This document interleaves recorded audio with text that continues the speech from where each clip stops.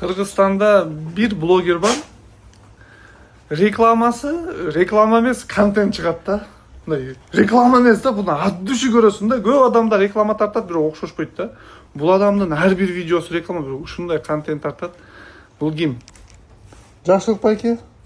Бул адамчы мындай bir videoda ушунчалык тартат. Кинолор йырында да bir кадр окшошпой кайса 35 жолу тартат да. Ушунчалык өз ишин жакшы көрөт.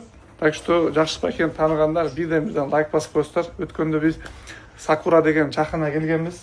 Ашын жакшы көрүп, бүгүн буюрса Жакшылык байкенин колунан аш жейбиз. Анан сиздерге суроолор болсо жаза кеткиле. Бирок мен өткөндө сиздерге бар айттым го, Таласка барганда Гүлчө тайы номер 1 экен. Мындай буга чейинки жегендерим унуттум достор. Эми ашты билесиздер, ош жалбаттын аштарына жетпейт.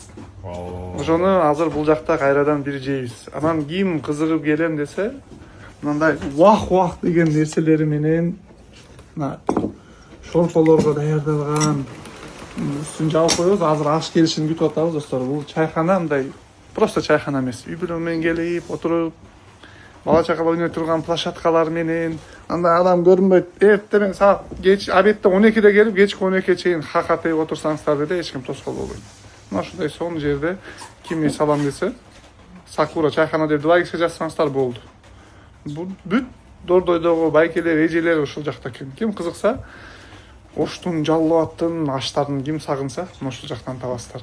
Силер менен фазенда Жакшылык байке видеолор күтөбүз. Бомба бир видео чыгат да.